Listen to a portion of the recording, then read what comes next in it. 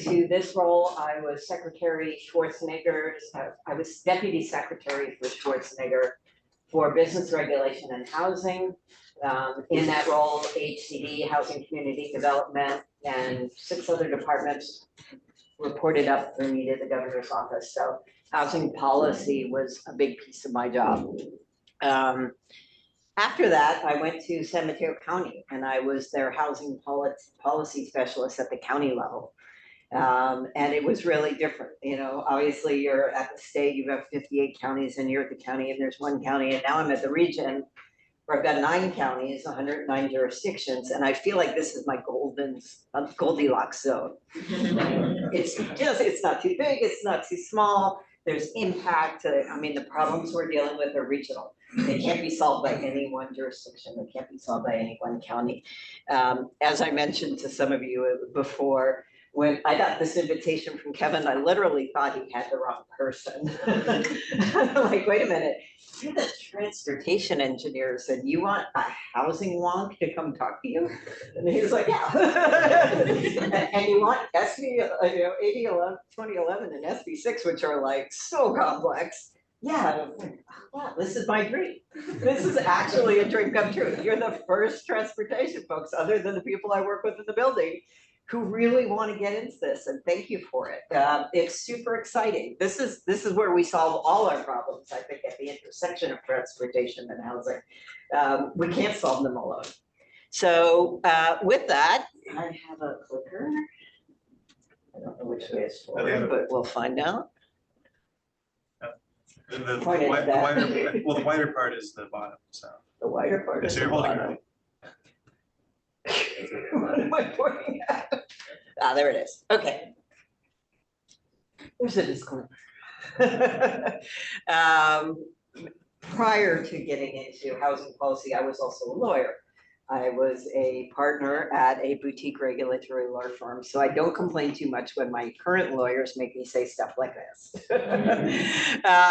It's a technical overview. I can't possibly get into every application in every jurisdiction and every project. Get your own lawyers. Yeah, I'm not giving you legal advice, but I'm gonna help you get through it as best I can. First, I wanted to do a little bit of context setting about the magnitude of the housing problem in the Bay Area. We all know, I mean, instinctually, we have neighbors, we have friends, we have communities that are suffering. But to put some numbers on it, there are at least 36,810 unhoused people in the Bay Area as of the point in time count in 2022. There are also almost 600,000 people at risk of homelessness. Those are people who are currently housed, but they're a broken ankle or a broken transmission away from being on the street. Housing affordability for those of us who are fortunate enough to have roofs over our heads is getting harder and harder. Between 2015 and 2021, the region permitted only 35% of the affordable homes that were needed. Now in housing, we categorize affordability according to area median income. You'll hear a lot of like 30%, 60%, 80%. That's what we're talking about here.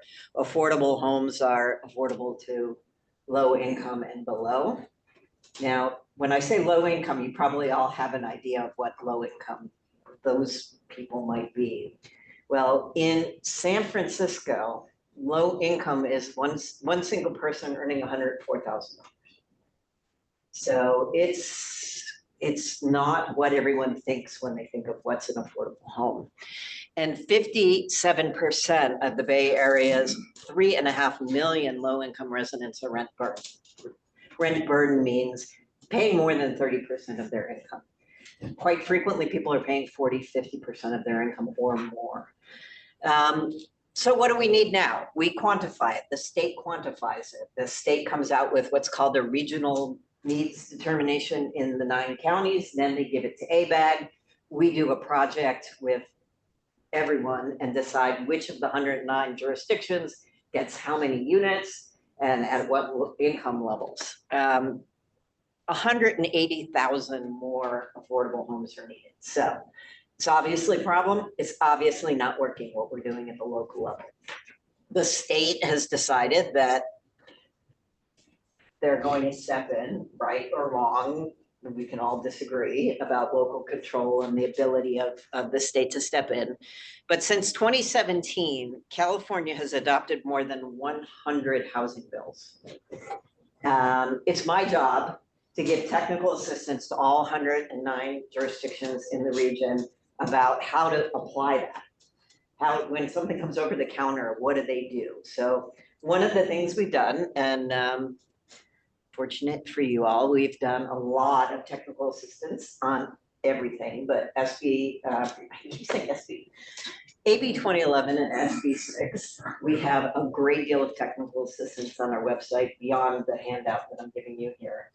And basically the goal behind it was to allow residential development in commercial zones. Simple, right? Not so much. Permit streamlining and zoning preemption is the focus of many of the bills that we've seen.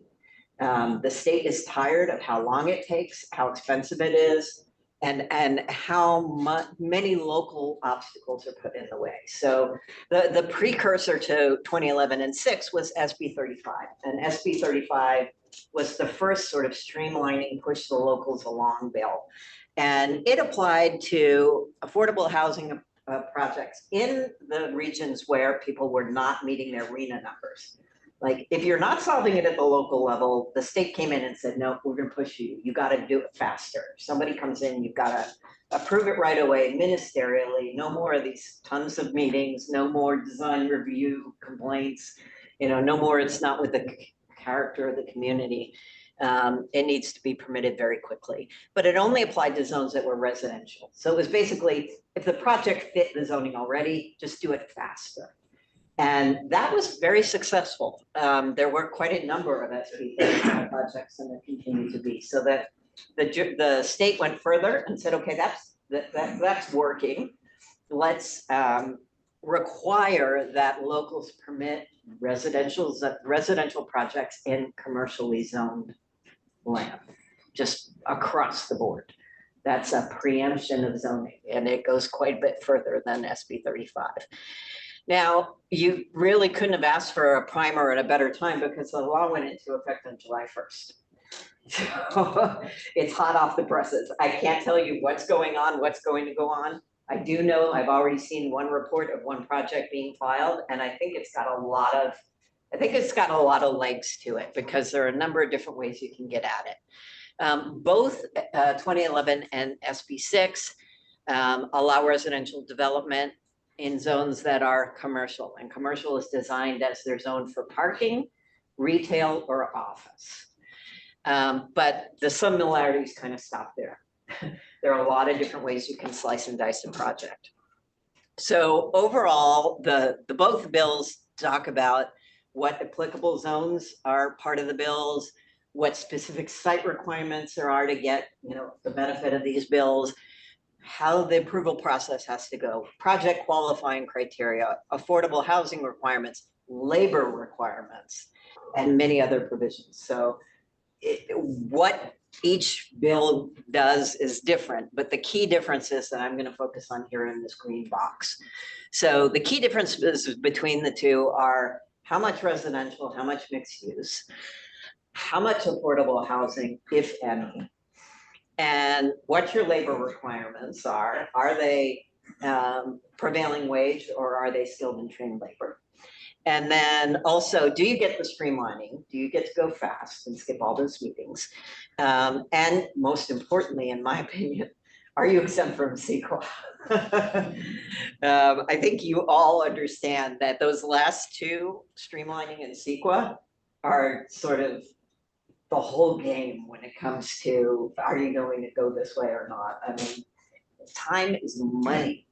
And if you can skip that, I mean, the game has changed dramatically. So first I'm going to talk about AB 2011.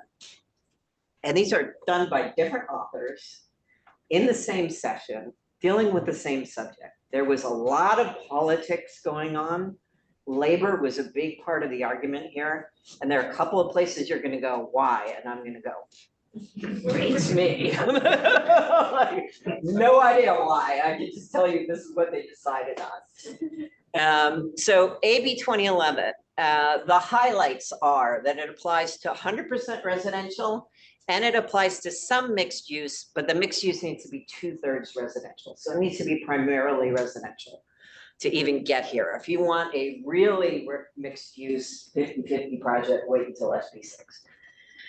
There's some affordable housing required here. Different levels for different projects, kind of projects we'll go into, but some affordable housing. Prevailing wage.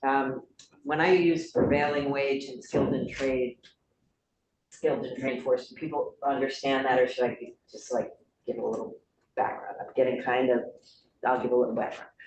So prevailing wage, you could give a master's thesis on labor laws.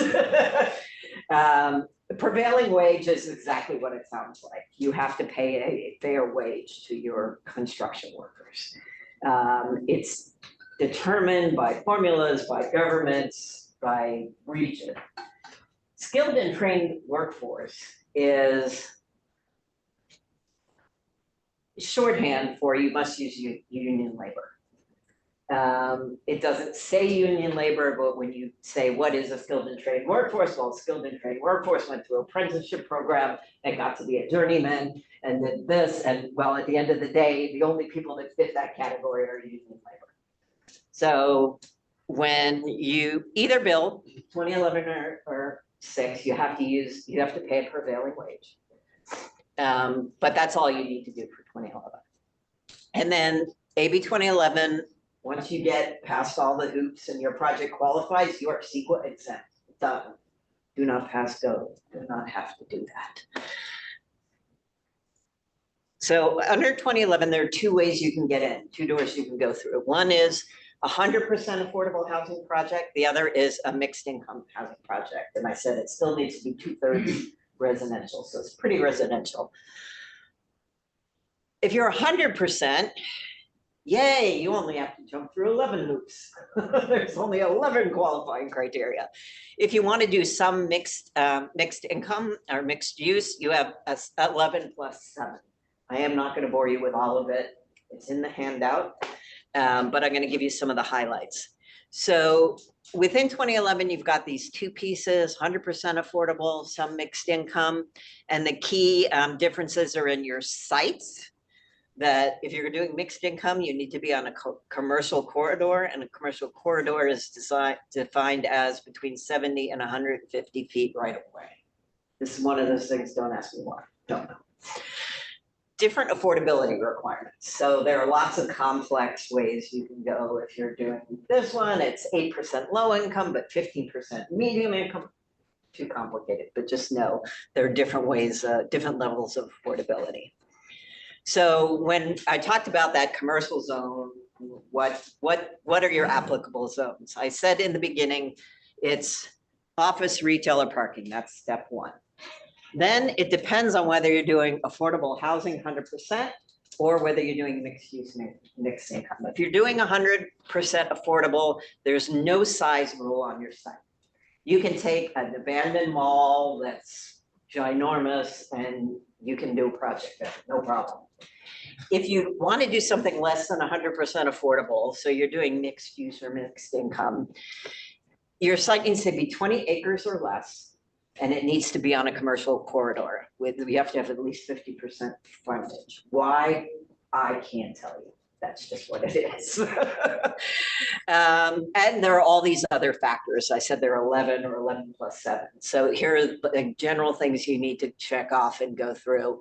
Is it in an urban area? Is it wildfire prone? Is it a mobile home park? Does it have tribal resources? What's its proximity to the freeway? What's its proximity to industrial uses and their environmental requirements? It's a lot. But most of the sites that you think of when you think of retail parking office, most of the sites are going to be subject to this. I mean, it's got a lot of applicability. Around the edges, they pull things out. And Rightly so. You don't want to be on top of a freeway or next door to a refinery. You don't want to displace people who live in mobile homes because that's already affordable housing. So under either, whether you're doing 100% affordable or mixed income, mixed use, under 2011, you get the fast track. And how fast depends on the number of units. If you're 150 units or less, the permitting authority has 60 days to say, yep, you meet all those 11 or 11 plus 7, or no, you don't. And then they only have another 30 days if it's 150 units or less, which many of these will be. You know, you get 90 days front to back, and you've got a permit. If it's more than that, you get 90 days till they say yes or no, and then 120 days, 180 days until you get your permit. Still lightning fast in the world of housing development. Both, I said, are exempt from CEQA, and they can still apply for density bonus, incentives, concessions, waivers, parking ratios, all these things that there are other housing laws out there that say if you're going to build housing, you can get all these other things too. So this is very powerful. The affordable housing project, this is 100% affordable. There are the 11 criteria. There's no size, 100% at low income. Something that you all are probably going to be interested in is the default densities. So the default density, depending on your metropolitan or not metropolitan areas, 20 or 30 dwelling units per acre. So you have to have a minimum density of that. But if there's, because it's commercial, you don't have density requirements of that. You go to the next closest multifamily, and if it's higher than 20 or 30, then you have to go to the higher level. This is also key too. If you're 100% affordable, there are no restrictions on parking minimums. So locals can say you have to build parking, and that's a huge driver of housing, but unless you're within half a mile of a major transit stop. If you're doing mixed income, they're different, you know, smaller lot, we already said that. Another interesting point, don't ask me why, I have to say, you can't demolish any residential uses. You can't demolish any historic structure. You can't build in a place that is zoned for single family, which seems like it's zoned for office and single family. I don't know, it's in there. And you must provide required notice to the commercial tenants and relocation assistance. So if you're going to tear down a strip mall, you've got to help those small businesses out. You can't just evict them and they're on their own. Mixed income housing, again, the density is higher. So if you want to get more money out of your project, because you want to have some higher rents in there, you're going to have to give more. And so you need to have higher density. You have certain maximum heights that go higher depending on a number of different areas, which are all good for developers. They want those things. Setbacks are crazy complicated, and you can't park in front of the building. Again, can't tell you why. That's just what they came up with. Here, it's interesting, the local jurisdiction cannot require any parking, except for bicycle, electric vehicle, or disabled. Again, don't ask me why it's different for this.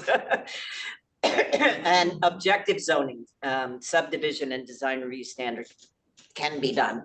But again, it can't be community consistency. It has to be, you know, it's can't be greater than this height or that, you know, something that's objectively verifiable. Okay, so that's SB 2011. Now, SB 6, remember SB 2011 has to have housing or only a little bit of mixed use. And it had to have some affordable housing. SB 6 is different because it can be up to 50% mixed use. So you can do like lots of office and condos above. It can be 100% market rate. You don't have to have any affordable rents. You can use this to build luxury condos if you want. unless there's a local inclusionary. Some locals require you have a certain percentage of affordable, no matter what. So that sounds great, right? You're developers, you know, great. Well, but you don't get streamlining and you don't get that free pass on CEQA. So that's the, oh, well, I don't know, maybe I want to do some affordable housing and use the other one and take the free pass. With the caveat that if you use SB 35 and SB 35 requires a certain percentage of affordable, either 10% or 50%, depending on what jurisdiction you're in. But if you can use SB 6 and SB 35. So you can get the SB 35 fast track CEQA exemption, but then you're saying, okay, I'm giving in and I'm doing some affordable here. Skilled and trained workforce. This is that union piece I told you. If you're using SB 6, you need to do union labor, and it's very complicated. There's a lot of paperwork, you're reporting, there's oversight. It's expensive and it's complicated. And then only for this one, why, I don't know. It must be consistent with Plan Bay Area 2050. The other one, not so much, don't know why.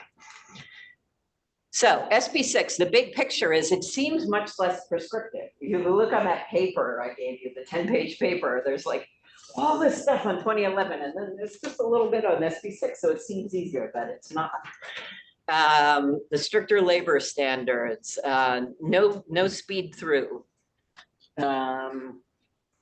So we ask who's going to do what. Developers will likely use SB 6 if the project doesn't qualify for 2011. We plan to see a lot of 2011 projects, not so much on SB 6. Politically, it'll be really interesting because labor is playing in every housing bill. Every housing bill. Labor wants a skilled and trained workforce. And this is going to be the first time that the market is going to have a say in it. Because 5-10 years from now, we're going to be able to look, because the locals have to report these projects on their annual reports to the state. We're going to be able to look and say, how many units were built under this? How many units were built under this? And it'll be interesting how that plays out politically. It will be a good measure of, you know, the both sides arguments for or against the different labor provisions.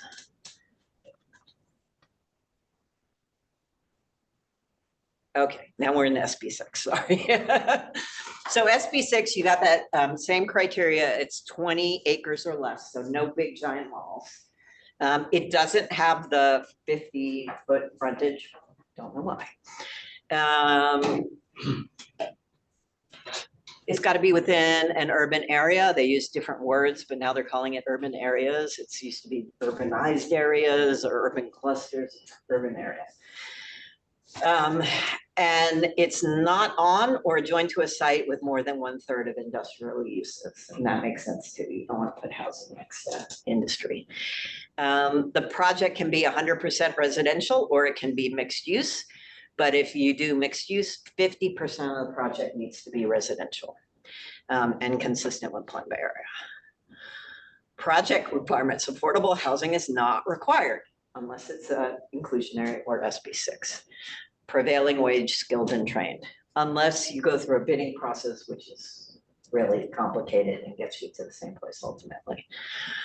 And you have to provide relocation assistance to qualified commercial tenants. You don't need to do it for Macy's, but you need to do it for mom and pop's corner store. The development standards, again, you've got your default densities. You can do objective zoning, parking, design. And again, that goes by the next closest parcel. So yeah, it doesn't get too far outside of local context. And must comply with all other objective standards for the parcel. So I'm going to stop there. That was a lot. That's the SB 11, AB 11, SB 6 part. That's the commercial real estate part. I was also asked to talk about SB 9. But let's stop, take a breath, and see if there are any questions on the SB 11 or AB 11 SB 6 part. And folks online, please put anything in the chat if you have questions. Yeah, I can read those out if there's any in the chat, or if you're here, you can raise your hand. Can you just recap, what dictates the default density? That's different. Good. That's a housing thing. So state law requires, let's see, how do I get to this? State law requires you have your general plan. There's the housing element section of the general plan. The housing element section, you have to apply, you have to hit that marina number. You have to plan, you have to demonstrate to the state that you have a zone capacity sufficient to, with the market conditions, build X number of units total. And certain numbers of those are for very low income, very low income, and extremely low income. Default density is if I'm city of ABC and I have to have 100 units at low income. And I say, you know, this site over here at 100 Main Street, it's vacant, it's gonna be my site. I'm gonna count that for, 100 units. I think all my units are gonna go right there. The state's gonna come back and go, really? Like, seriously? And so they're gonna look at the underlying zoning. And if I'm saying, oh, I'm gonna put 100 units there, and they're like, but it's 1 acre and you've got zoning that says you can only build 12 dwelling units per acre, then you're only gonna build, like by your own zoning, you can only build 12. What the default density is a shorthand. The state says, if you are gonna claim low income, it's gotta be either a minimum of either 20 or 30 dwelling units per acre. And the 20 or 30 goes by the size of the city. So if you're a smaller city, your default density is, if you say you're gonna build low income, it has to be at least 20 units per acre. Otherwise, the state's gonna say it's not gonna pencil, no one's gonna build it. If you're a larger city, your minimum dwelling units per acre needs to be 30 in your zoning to be able to say it could even be low income. They're not gonna hear you if you don't hit those minimums. So good question. I guess quick to follow up on that. So 20 for small city, 30 for large city generally. What about counties? Is it the same thing for county, like unincorporated? Yeah, good question. Unincorporated county for the purpose of housing element is considered so like a city, but only the parts that are around the cities. Right. Unincorporated counties tend to have a smaller population, so they tend to be the 20, but it depends. Any other questions on that? Anyone online? I don't see any in the chat box. Okay, you're either really quick learners or this is like, oh, I wish you never came. Okay, overview of SB9. I was talking to Kevin about this before. There are a lot of questions at the local level, and my job at the region, I run what's called the Regional Housing Technical Assistance Program. And in that job, you can think of me as like the tutor for all the local planners on all the housing laws, the 100 that passed since 2017 and everything that's passed in the history of all time. And when SB9 came out, it was like the world had ended. Everybody was hysterical. And it was, it was in the news. It was the end of single family zoning in all of California. And that is absolutely 100% true. Every single family lot in all of California can no longer be exclusively single family. And that's like mind blowing, like, wow, everybody, the whole world is going to grow up, and locals went apoplectic. And really what it means is 2 homes are allowed per lot, and you're allowed to do a lot split. So you can take 1 lot that was zoned for 1 home and theoretically have 4 homes. And that sounds, wow, earth-shattering, huge. And in theory, it is. But if you think about how single-family homes have been built in the whole history of single-family homes, if you drive around your neighborhood, and I was saying before, when this law was being considered and I knew it was going to pass, my husband and I spent months going to open houses all around 9 counties. Months looking for that lot to do that investment. And we never found one. Because how are single family homes built? Think about it, right? You have a lot, it's this big. Where do you put your house? Right in the middle. Like, you have a front yard, you have a backyard, you have practically no side yards. How are you gonna split that? Like, and it must be a 60-40 split at minimum. It could be 50-50, but it has to be at least 40. And the 40% loss has to be at least 1,200 square feet. So when you think about that and you have all your lots and their house right in the middle, if you're gonna lop off 40% of your land, there goes your backyard. And how are the people that are gonna buy that, or the 2 houses you're gonna build in your backyard, gonna get there? You're gonna go down the side of your house? Like, no, I mean, unless you have a garage that you're willing to demolish to build a right of way, and then you have a flag lot behind, it's not gonna happen. It's just not there. If there's a vacant lot, let's say, oh, well, but Heather, you can do it on a vacant lot. Like, wow, how many vacant lots are there? Like, if there's a vacant lot, some developer has bought that lot, and it makes a lot more sense to build one McMansion that he can sell for $2 million than to build 2 townhouses or 4 townhouses. And, you know, it just, the vacant lots are too valuable. The existing homes are too inconsistent. So until our existing housing stock becomes tear downable, this is not a big deal. And this is your handout. So there's a lot of math of like, theoretically, you can do this and you can do that. And you can do a lot split. You can do this and that. But what I said, this is like, it's not happening. In theory, people say, I can do this, I can do that. But when you try and make it pencil feasibly, when someone tries to invest, it's not happening. So much ado about nothing. If you want more information about this, there's a Turner Center from UC Berkeley Housing Report. These guys were very big proponents of the legislation. They pushed it, they were there. I was with them personally, as a government employee. I'm not for or against any legislation, but personally, I thought this was a really good idea.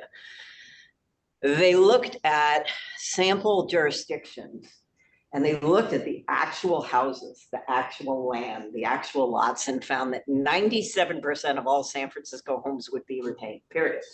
Like, wouldn't even consider doing this. And then you get to the ones that like, okay, 3% of them would consider doing this. Well, the humans that live in those houses, do they want to do this? No, they're living in their house. They're happy. They like their neighborhood. They want to leave it to their kids.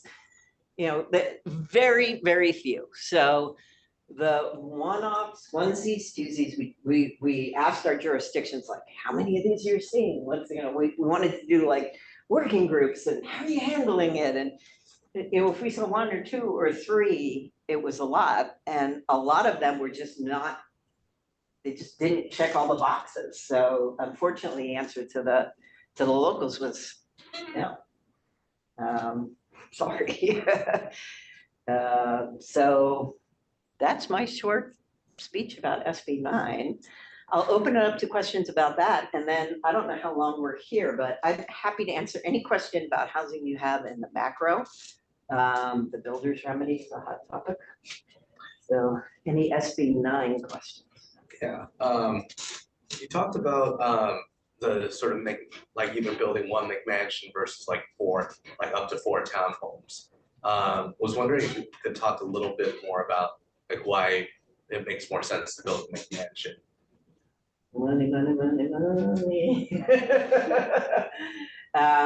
It all comes down to feasibility. Like, if you think about what it costs to build multiple units, if you want to sell them as condos, you've got to, you know, go through the whole condoization process, which is expensive. Lawyers are involved. You've got to write up all the CC&Rs. You've got to, you know, jump through all the hoops of that.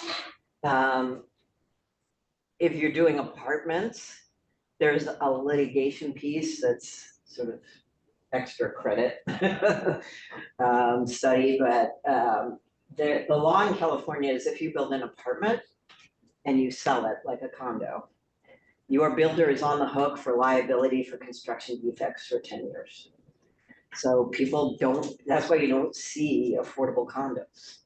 You see luxury condos where folks can afford to take on that risk for 10 years. Or you see rental units where there isn't, the tenants aren't gonna sue you for construction defects. And then sometimes you see builders will build rental units and then after the 10 years expires, they'll turn it into. So it's a lot of things that logically don't make sense, but legally there's risk and costs. And also just do the math. It depends a lot on the jurisdiction too. Like, you know, in San Francisco, you're gonna get a lot for a house. And if you try and chop it up into two 1,200 square foot lots and put so many houses on it, you add it up, it just doesn't make as much sense. So I used to work at SF planning, so I remember those moments that people were freaking out, and then we did analysis and like, oh, maybe it doesn't really apply to SF context. So I understood maybe that was for more like suburban, like rural area markets, maybe like, you know, Sacramento, there are like some big corner lots, they could split it and make two houses, because maybe houses are more popular than townhomes in Sacramento or like other, you know, urban areas in rural cities. So I want to hear from your perspective if that was maybe possible market. Yeah. And I also had some questions about the timeline of the previous 2011 and SB9 bills. Yeah. Okay, well, let's start with a good question about what about Sacramento Yeah. or non-San Francisco areas. More feasible there, definitely, because of the market. We'll have to wait and see how many they get. I have not heard of a flurry of applications. I think another limiting factor there is the type, this is another like Heather anecdotal thing. I owned a piece of land in Half Moon Bay. I wanted to build a house with an ADU. Finding a developer to build that for me, a builder, was impossible. I sold the land. It's like, I was looking for construction people to build just 2 units. And the same builders were building, like doing kitchen remodel in Atherton and making as much money as they would building my 2 houses. So like, the labor force, the limiting factor of who's gonna actually build these things is real. Like in Portland, I heard somebody's going to Portland, you have a Portland event. Love Portland. Portland's land use is just awesome. And they've got this infill zoning thing beautifully done. But yeah, if you don't have those middle market developers, you know, if you don't have someone who's like, you know, Joe Smith and Sons, who's gonna come swing a hammer and build a house, it's really hard to do.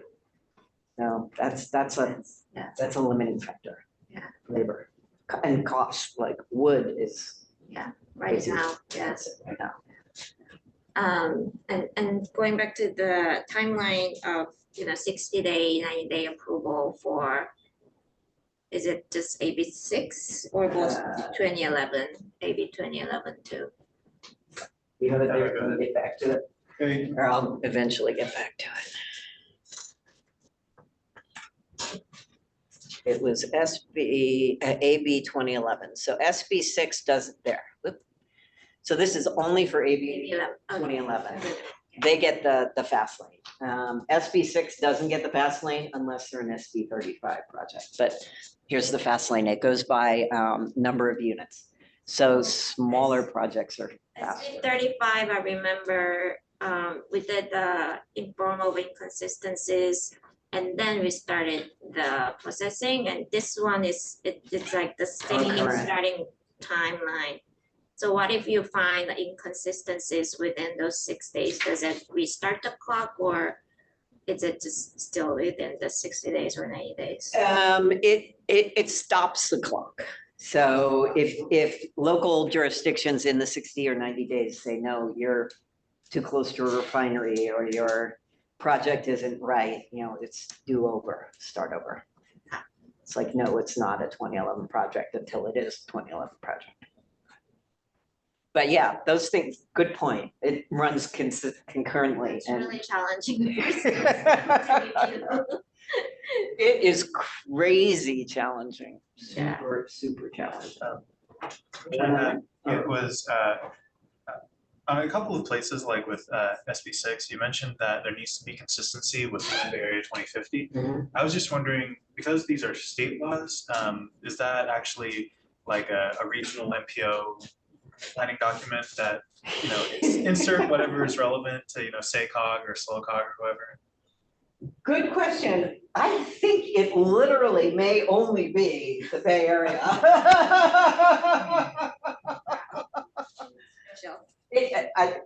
I'd have to check the bill, but it literally may be one of those things you go, why? Depends on who's in the room, but it may be generic, but they didn't put the very smart people we hired to do this. We have land use planners on call, we have lawyers on call, they put together all this stuff, I'm just delivering it. They put Plan Bay Area, they didn't put, you know, regional plan consistent with government code. It happens sometimes. So to what extent are cities required or advised to update their general plans to sort of bring them into line with these rules, and any consequences if they don't do that? That's a really good point. These laws, SB 35 and ADU laws, oh, another reason why SB 9 is not getting used is the ADU laws are better, faster. You can accomplish the same kind of thing. Now you can do, this is like getting off course, but HCD just changed their interpretation of the ADU laws to say you can have a home with a junior ADU, which is part of your interior space, less than 500 square feet carved out. You can convert your garage to an ADU, existing conversion, and you can build a brand new ADU. So this is brand new interpretation that we disagree with, but HCD put it out in a booklet. So if you can do 4 units using the existing law, not have to hire an attorney to do a lot split, not have to get into condoization. They're just doing that. Lost track. What was the other question? General plan. General plan. Thank you. No, this is like, it's automatic. This applies to everyone right now. It doesn't matter what your general plan says. This preempts it. If your general plan conflicts with it, you default to this. You can't enforce your general plan if it's in conflict with this. There's no penalty for it. There's no like, you must be in compliance by X date or we're going to give you a penalty. It's just, no, it just doesn't apply. Just, you can't use it. If you want to exert local control, well, you better get your local plan and your general plan updated, and it better include this. But this is like today, like it's the minute it went into effect on July 1st, a couple weeks ago. That's it. It trumps the general plan. So I guess conversely, there's also no incentive to change your general plan to reflect it. It doesn't matter. Yeah, I mean, I spend all my time talking to local jurisdictions and the people who are actually doing the plans, and my heart goes out to them. I mean, like, how do you keep up with this? Literally, these are just 3 or 4 bills I mentioned, and they're implementing 100 housing bills since 2017. And, you know, small jurisdiction, you have like 1 guy, 2 guys, 3 gals, you know, like, how are they going to become experts in this? And so that's where our program comes into at the regional level. Like, once a year, we hire the best land use attorneys to give a webinar that says, here's what they did last year, here's how, and then we have a technical assistance program that says, here's how you need to do it, here's your work plan, here's your timeline. We break it up into stuff that you need to implement. You need to actually do something. You need to have an ordinance. You need to do something. We like break it into this stuff, which is it's happening to you whether you do it or not. You have to conform with this. And then other stuff, which is just like, you should know this is out there, but it doesn't affect your day-to-day work. But for something that affects the local planner's day-to-day work, we try and do at the regional level as much as possible. We'll do like staff report, draft staff report, a draft PowerPoint, checklists for handling the application, flow charts for figuring this out, like no net loss is another thing that's in the law. It's like, how do you, well, sounds good, right? No net loss sounds good, but how do you measure that? So we do technical assistance for everyone. We try and help. And then we've also implemented what we call county planning collaboratives. So we fund a half-time planning consultant for each of 7 collaboratives for 8 counties. San Francisco's on their own. There's 7 collaboratives because Napa and Sonoma are so small that we couldn't justify the expense to do 2, so they're together. But we as the region fund these consultants to, as a monthly meeting, get everyone, all the planning staff together in that county, talk about what's important to them, come up with a joint plan so that consultant can do TA on whatever's important. You know, Napa, farm labor housing. San Francisco's not gonna have that. Napa's gonna have that, so. It's been hard because everyone's so different. But it's been really effective, like especially through the housing element cycle. People were, I mean, literally called it group therapy because they were so stressed in their jobs and dealing with their electeds and dealing with the public and just being in a place where they're going, I'm sorry that I can't do, I mean, you know, even if I agree with what you want to do and exercise local control, I can't. And it's really hard to be that messenger face to face. All right, do you have any other questions or anyone online, virtual? Another question. Sure. Are there any time limits on the CEQA component of the SB6? No. So that could potentially be it. These bills don't have sunset dates. Good question. I don't know. SB 35 did have a sunset date and they're in the process of trying to get that extended. Good question. I don't know. Don't know. So with SB 9, like, doesn't that inherently kind of create more property tax revenue also? Did that have a significant impact on anything? It's a good question. I don't know. There have been like no projects, so I couldn't say, but I guess the same market analysis that I was saying before, where it makes more sense to build 1 McMansion than 4 small condos, I think would probably go into that because the property tax is based on the sale price. So yeah, I don't think it's that much of a difference. What's really a big difference on property tax is affordable housing.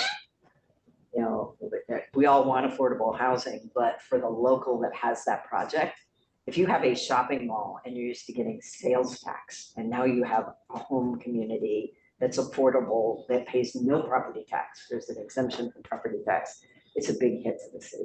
It's hard. Question.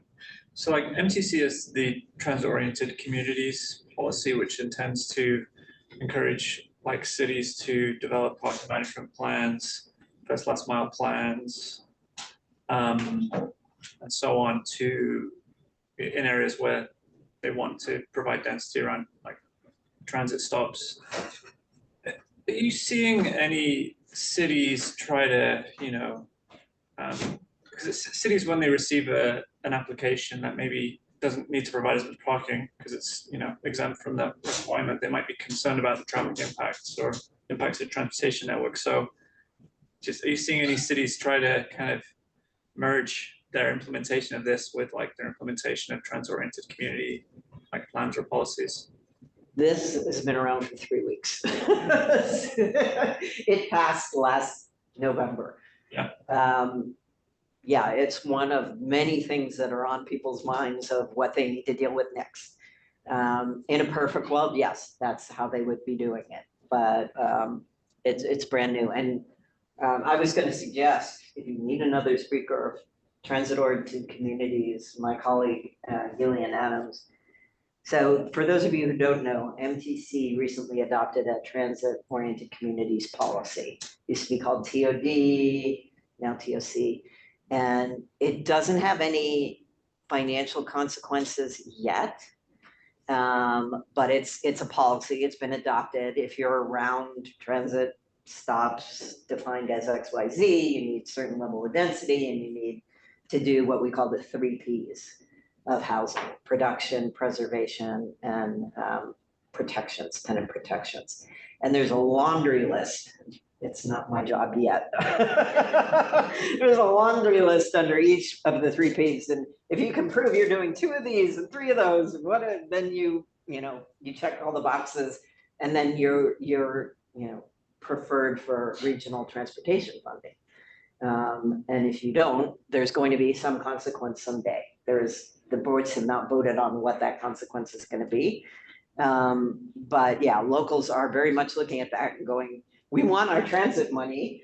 Okay, you're going to make us do this, but we want technical assistance to help us get there. And so that's why it will be my job. I have a new pot of funding coming to me next year for 24, 5, and 6. So yes, I will be very much focused on giving people technical assistance to come into compliance with our transit-oriented communities policies. And it's probably going to be on the model of our VMT technical assistance, which is, it started out as for each county there was support, and Fair and Peters was doing some of it.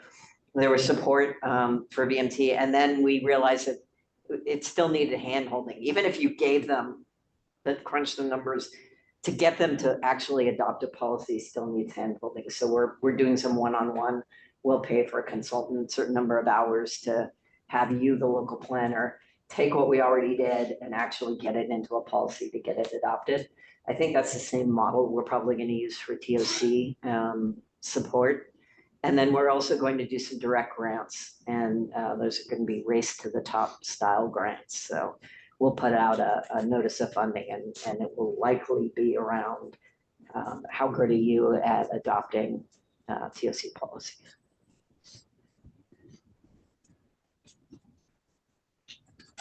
So some money, lots of help, never enough. Never enough. Any questions online? It's interesting, it shows ourselves. Oh, there's me. The group of people. All right. Well, I don't see any questions online, so I think with that, it's 1:20, so we should probably call it good. So thank you. Well, feel free to reach out to me anytime.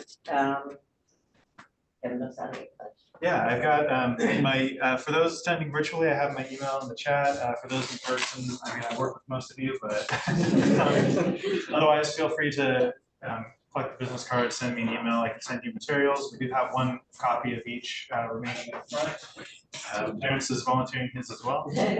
So yeah, thank you everyone for being here. And thank you, Heather. If you have any questions about housing, check out our website. We have this level on virtually any housing question you might have. All the laws, there's TA on everything.